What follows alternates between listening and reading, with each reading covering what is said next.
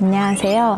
김현입니다. 제가 저번 강의에서는 바운더리에 대한 개념에 대해서 설명을 하였습니다. 그래서 이번 강의부터는 제가 우리 내면에 있는 감정들과 어떻게 바운더리를 만들면서 살아갈 수 있을지에 대해서 이야기해 보도록 하겠습니다.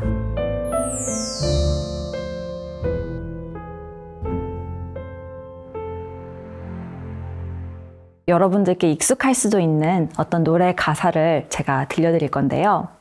한번 잘 들어보세요. 내 속엔 내가 너무도 많아서 당신의 쉴 곳 없네. 내 속엔 헛된 바램들로 당신의 편할 곳 없네. 내 속엔 내가 어쩔 수 없는 어둠, 당신의 쉴 자리를 뺏고, 내 속엔 내가 이길 수 없는 슬픔, 무성한 가시나무 숲 같네. 어떤 노래에서 나오는 가사인지 아시겠나요? 1988년 시인과 촌장의 가시나무라는 노래의 도입부입니다. 저에게는 조성모 씨의 리메이크 곡으로 더 익숙하기도 한데요. 내 안엔 내가 너무도 많다라는 말이 저한테는 좀 계속 흥미롭게 많이 생각이 났는데요. 심리학을 공부하면서도 정말 내 스스로 안에서도 많은 감정들과 많은 생각들이 달라 보이지만 다 한꺼번에 일어날 수 있구나 라는 생각을 하게 되어서였던 것 같습니다. 우리 모두에게는 수많은 다른 감정과 생각이 공존할 수 있습니다. 왜 우리가 양가 감정이라고도 하는데요. 어떤 것이 좋기도 하지만 싫기도 하고, 어떤 상황에서 행복하기도 하지만 슬프기도 한 그런 말도 안 되는 것 같은 감정들이 함께 공존할 수 있습니다.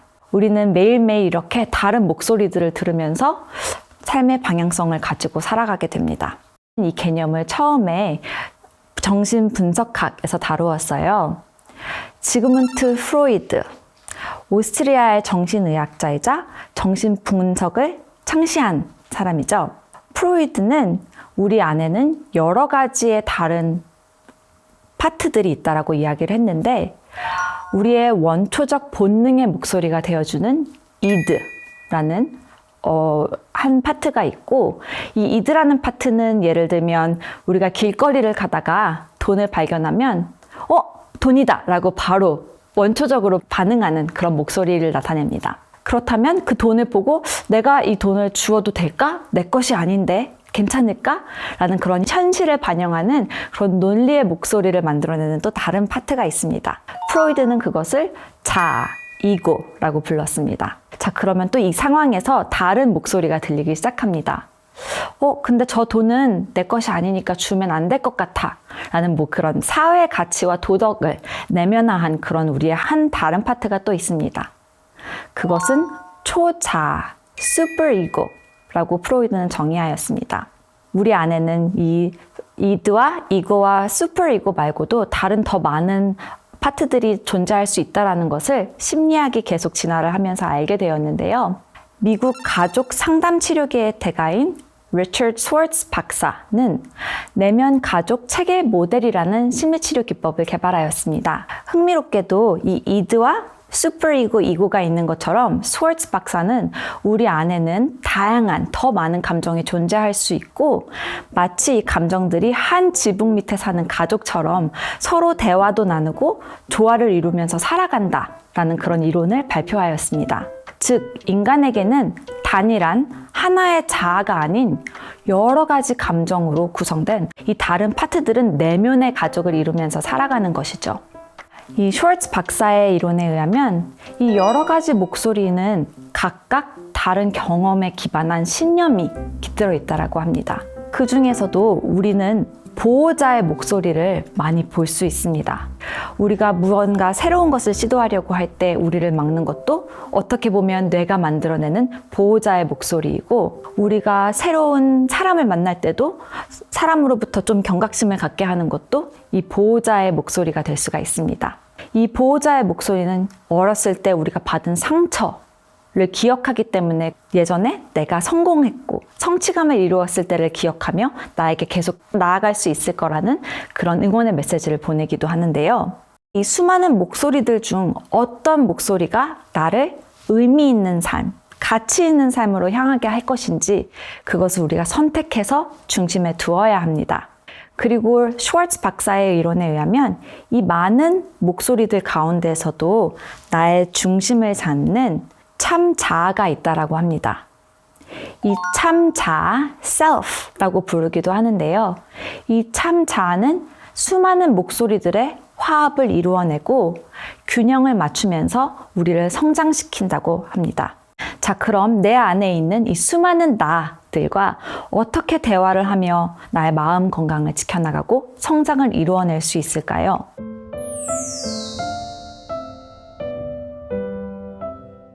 첫 번째로는 나의 중심이 되는 참 자아, self를 찾아야 합니다. 나와 self를 구분하는 것. 하지만 이 참 자아를 찾는 것은 쉽지 않게 느껴집니다. 왜냐하면 이 목소리들이 다 커지면서 우리는 마치 통제력을 잃은 것처럼 느끼게 되거든요. 한번 마지막으로 내가 불편한 감정 때문에 힘들었던 적을 한번 떠올려 보세요. 이런 불편한 감정들은 마치 하나의 거대한 먹구름처럼 우리의 머리 위에 올라와 있습니다. 이 먹구름은 우리를 덮칠 것처럼 하고 있고 우리는 그 안에서 헤어나오지 못하고 그런 감정의 경험들을 다 해보셨을 것 같은데요. 그런 순간들에는 감정이 마치 나인 것처럼 느껴지고 내가 그 감정인 것처럼 느껴집니다. 마치 이 우울함이 나이고 내가 우울감이고 이런 것처럼 말이죠.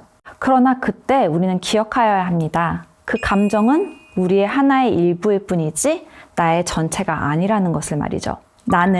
나의 참 목소리는 중심에 있고 나에게는 다른 파트들을 컨트롤할 수 있는 힘이 있다라는 것을 믿어야 합니다. 그렇기 때문에 나와 다른 목소리들을 분리하려면 내 머리에 있는 이 먹구름을 옆으로 살짝 내려놓는다. 옆으로 놓고 내가 그것을 관찰한다 라는 마음으로 이 먹구름을 시각화하면서 들여다보는 연습을 하여야 합니다.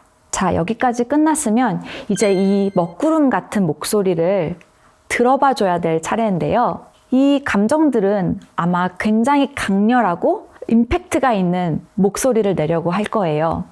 왜냐면 그래야 우리가 이 메시지를 들을 수 있거든요. 감정이 우리에게 중요한 이유는, 그리고 감정이 존재하는 이유는 모두 다 각각 우리에게 중요한 삶의 메시지를 주기 위해서입니다. 우리가 정말 싫어하는 감정을 하나의 예로 들어볼게요. 불안함입니다. 불안한 감정은 모두가 피하고 싶죠. 하지만 우리가 만약에 문 앞에 차가 지나간다, 사자가 있다, 우리에게 정말 위협이 될 만한 것이 있다라고 하면 그것으로부터 빨리 피해야겠죠. 그 상황에서 우리가 어떻게 해야 될지 이런 생각을 하고 있다고 한다면 사실 너무 늦을 수도 있습니다. 그렇기 때문에 우리의 뇌가 감정이라는 강력한 도구를 통해서 우리를 그 자리에서 빨리 피하게 만드는 것입니다. 그래서 이 목소리를 잘 들어보는 것이 중요합니다. 억누르지도 않고 이게 왜 나에게 왔지라고 비판하지 않는 자세가 중요하고 그저 있는 그대로 좀 포용을 해주는 자세가 중요합니다. 이 목소리는 내가 정말 가치 있는 길로 향하게 만들어줄 셀프의 목소리인가 구분하면서 말입니다. 그리고 이 단계까지 이루어졌다면 내가 원하는 셀프를 중간에 앉혀놓고 이 다른 목소리들과 대화를 이루어야 하는데요. 제가 여기 강의를 하러 오는데 절 보호하려는 불안의 목소리가 너 이런 시도 하지 않았으면 좋겠어. 너는 잘 못해서 망치게 될 수도 있고 창피하게 될 수도 있어. 라는 목소리를 낸다고 해봅시다. 만약에 제가 그 목소리를 듣고 만약에 포기를 했다면 저는 이 좋은 기회를 놓치게 될 수도 있었겠죠. 하지만 그 목소리가 그 자리에 있다는 것을 그저 인식하고 그 목소리와 대화를 나누려고 하였습니다. 그래, 네가 나를 보호하려고 나에게 이런 불안함을 만드는 것은 내가 이해해. 하지만 나에게는 좋은 내가 알고 있는 지식들을 많은 사람들과 나누고 싶다라는 그런 가치가 있어.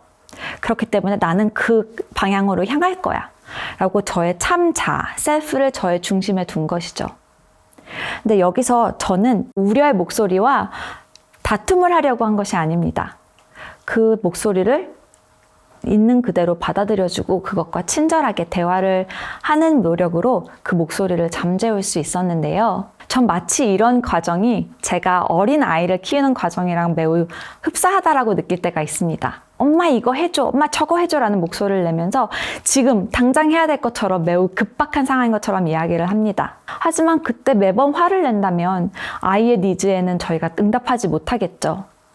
그거랑 마찬가지로 한번 내 안에 어떤 목소리가 존재하는지, 얘가 왜 나에게 중요한지를 알아보고 그것과 대화를 해보려는 노력을 한다면 내 안에 힘든 목소리, 자책, 화, 우울감 이런 목소리도 다스릴 수 있는 힘이 생기기 시작합니다.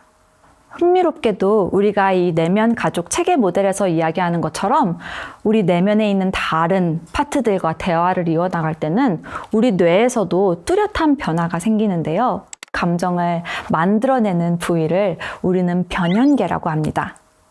이 변연계는 기억을 만들어내는 해마라는 부분과 불안함과 감정을 만들어내는 이 편도체라는 부위, 정서와 관련된 부위들로 이루어진 하나의 네트워크입니다. 우리는 그것을 신경망이라고 부르는데요. 이 뇌의 다른 부분들은 각자 활동하지 않고 이런 망을 통해서 대화를 통해서 활성화되고 우리에게 다른 감정과 결정을 내리도록 돕습니다. 그래서 이 변연계가 너무 과도하게 활성화가 되면 어떻게 될까요? 너무 감정적이 돼서 우리가 재빠른 이성적인 판단을 내리기가 어려울 수도 있겠죠. 그렇기 때문에 이 변연계를 타일러줄 다른 뇌 부위가 필요합니다. 전두엽은 가장 고위 인지 기능을 담당하고 있는 청소년기가 지나서 발달이 되는 그런 중요한 부분인데요.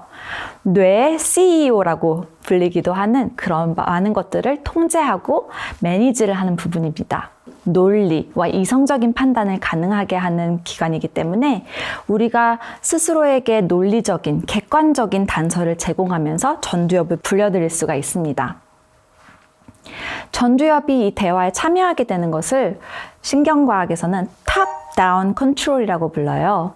그 이유는 전두엽이 감정의 CEO가 되면서 셀프를 만들어주는데 이 셀프가 들어옴으로써 우리가 그 밑에 있는 감정적인 컨트롤을 가능할 수 있게 만들어주기 때문이죠. 특히 부정적인 감정을 만들어내는 편도체라는 부위가 과도하게 활성화하게 되는 것을 전두엽이 어느 정도 막아줄 수 있습니다. 이렇게 뇌 영역의 연결이 강화되면서 감정 조절을 연습하는 것도 더 쉬워진다는 이야기를 하였는데요. 내 가치를 지속적으로 상기시켜주면서 내가 왜 여기로 가야 되는지 스스로에게 이야기를 해주거나 일기장에 적어보는 것, 아니면 앉아서 명상을 해보고 나를 되돌아보는 것, 이런 것도 매우 중요한 연습이 될 수 있습니다. 그리고 좀 더 쉽고 간단하게 해볼 수 있는 연습을 알려드릴 건데요. 변연계가 감정적인 소용돌이로 우리를 몰고 갈 때 현재의 단서들을 계속 갖다 줌으로써 우리가 눈앞에 있는 현실이 무엇인지를 알려주는 것도 매우 큰 도움이 됩니다. 왜냐하면 감정적인 목소리를 잘 들어보면은 이 목소리들은 우리가 미래에 있을 위협에 예방을 할 수 있도록 우리를 멈추게 하려는 것들이 있거든요. 그러다 보면 계속 머릿속에서 안 좋은 시나리오를 짜면서 스스로를 더 감정의 구렁텅이로 불러 넣을 수도 있습니다. 그렇기 때문에 내가 무엇을 하고 어떤 상황에 있는지 스스로에게 상기시켜주면서 시작할 수가 있습니다. 그래서 이것을 임상심리학에서는 그라운딩 테크닉이라고 불러요. 그래서 우리의 감정이 너무 활성화되고 과도한 감정으로 인해서 마음이 힘들어질 때에는 우리의 온 감각을 통해서 현재에 다시 중심을 잡아주면 되는 것입니다. 매우 간단합니다. 지금 있는 자리에서 볼 수 있는 5개의 시각적 단서, 나무, 아이들, 횡단보도, 이런 시각적인 단서들을 뇌에 알려주면 되는 것입니다. 그리고 이어서 4개의 청각적인 단서들, 내가 어떤 소리를 듣고 있는가 지금, 차가 지나가는 소리, 새가 지저귀는 소리, 단서를 잡아줌으로써 우리가 현재 어디에 머물고 있는지를 상기시켜주는 것입니다. 그리고 3개의 촉각, 내가 지금 현재 만질 수 있는 것이 무엇인가, 지금 공기의 온도는 어떤가. 2개의 후각적 단서, 지금 내가 현재 맡을 수 있는 향은 무엇인가, 커피향, 나무 냄새. 그리고 마지막으로 1개의 미각, 내가 지금 입안에서 느낄 수 있는 맛이 있는가, 그것은 무엇일까. 이런 현재에 있는 온 감각을 통해서 내가 있는 곳은 저기 멀리 불안함과 안 좋은 시나리오가 아니라 내가 여기 있다라는 것을 상기시켜 주는 것입니다. 그래서 이번 강의에서는 우리 내면에도 여러 가지의 다른 감정과 생각, 그리고 목소리가 존재할 수 있다는 부분에 대해서 이야기를 나누었습니다. 그리고 그 많은 감정들을 통제할 수 있는 우리의 참 자아가 있다는 것에 대해서도 이야기를 했습니다. 우리가 이 수많은 불편한 감정을 다루면서 지내려면 계속 내면의 대화를 통해 소통하고 다루면서 살 수 있어야 합니다. 이 다음 강의에서는 계속 어떻게 하면 힘든 감정과도 같이 조화롭게 살 수 있을지에 대해서 이야기를 나누어 보도록 하겠습니다. 감사합니다.